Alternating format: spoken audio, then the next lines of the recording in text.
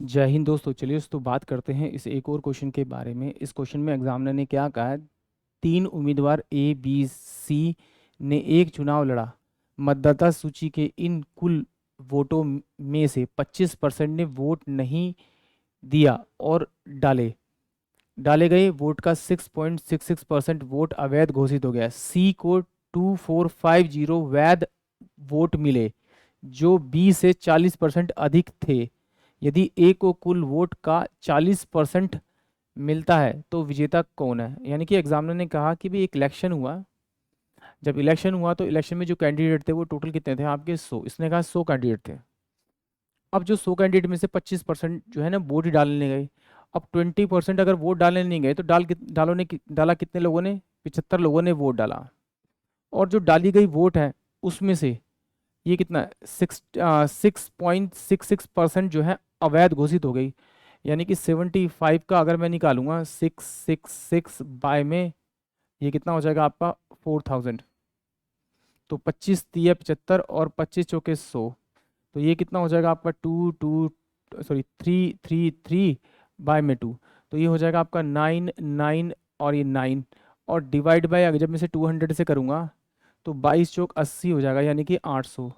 तो यहाँ से मेरे पास बचेगा आपका 1 9 और 9, फिर पॉइंट लगाऊंगा 0। तो ये मेरे पास कितना हो जाएगा आपका, ये हो जाएगा आपका 9 दूनी 18, यानी कि यहाँ से मैं ले लूँगा तो 9 दूनी 18 यानी कि 1800 यानी कि 4.9, यानी कि इसमें 5 ले सकता हूँ। जो इनवैलिड वोट घोषित हुई हैं वो कितनी घोषित हुई हैं, 5% हुई हैं, यानी सॉरी 5 वोट इनवैलिड हुई हैं। तो वैलिड वोट कितनी बची है मेरे पास में 70। अब हार जीत जो होती है वो इसी पे होती है, वैलिड वोट पे। बट एग्जामिनर ने क्या कहा है, इसमें 3 पार्टनर दिए हैं, ए, दूसरा पार्टनर दिया बी और तीसरा पार्टनर जो थे सी दिया हुआ है। 3 पार्टनर दिए और उसने कहा है कि सी को जो है वैध यानी कि वैलिड वोट का कितना मिला, 2450 मिला है। यानी सी को जो वोट मिली है 2450 वोट मिली है, ये एग्जामिनर ने कहा है। और कहा है जो बी से 40% ज़्यादा है, बी से क्या 40% ज़्यादा है, तो बी का 40% निकाल के बी में जोड़ूंगा तो इसके बराबर रहेगा।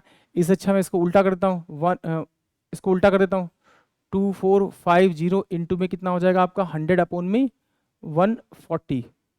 अगर इसका आप निकालोगे 140/100 तो जाके उधर उल्टा हो जाएगा बराबर करके। इससे मैं इधर, इससे मैं इसको इधर कर देता हूँ, इससे ये गया तो 2 7 14 2 50 हो जाएगा आपका। और ये कितना हो जाएगा 7 तिया 21 और 7 पंचे 35। तो 25 25 25 5 तिया 15 2 17, यानी कि 1750। जो बी को वोट मिली है वो कितनी मिली है, 1750 मिली है। कितनी मिली है, 1750 मिली है।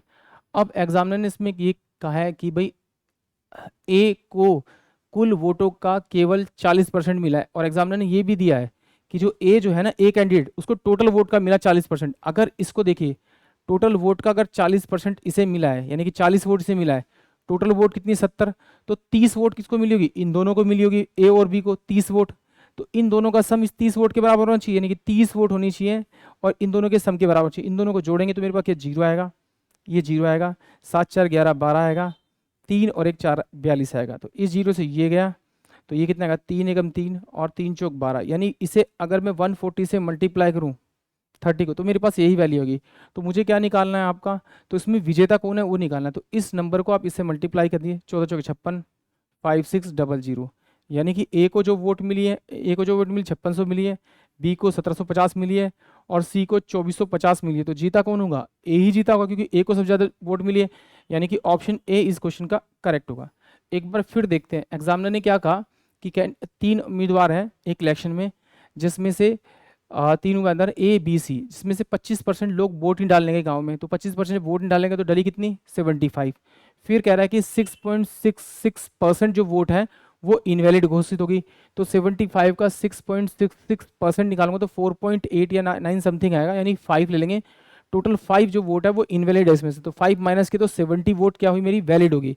जो मेरी 70 वोट है उसमें एग्जामिनर ने क्या कहा कि जो ए बी और सी 3 कैंडिडेट है उसमें से ए जो है टोटल वोट का 40% लेता है। अगर 100 वोट थी तो इसने 40 वोट ली, तो हार जीत तो 70 पे होनी है वैलिड वोट पे। तो इस 70 में से अगर 40 माइनस करूंगा तो 30 वोट किसके पास होनी चाहिए, बी और सी के पास होनी चाहिए। बट एग्जामिनर ने एक स्टेटमेंट और दे रखी है कि सी की जो दे रखी है वैलिड वोट जो टोटल सी के पास है वो 2450 है, और वो क्या है बी से 40% ज़्यादा है, यानी बी का मैं निकालूंगा, ये मेरे पास जैसे बी है, बी का अगर मैं 140 बाय में 100 करूंगा तो ये सी के बराबर आना चाहिए, और सी की कितने दे रखी है मेरे को इसने आपका 2450 दे रखी है। इसको इधर भेजूंगा तो मेरी बी की वैल्यू आ जाएगी। तो बी की कितनी दे रखी है? 1750 दे रखी है। अगर मैं इन दोनों का टोटल करूँ तो मेरे पास 4200 आ रहा है, बट एग्जामिनर कह रहा है कि ये तो आपने 4200 बताया, बट आपका कितना आ रहा है? 30, क्योंकि ये सारा मैंने एज्यूम किया था। इस 30 को 4200 बनाने के लिए किस नंबर से मल्टीप्लाई करना पड़ेगा नहीं पता, तो इस वाले नंबर को इस 30 से डिवाइड करोगे तो आपको एक डिजिट मिल जाएगी। यहाँ पर डिजिट है 140, तो इस 140 को 30 से मल्टीप्लाई कर तो यही वैल्यू होगी।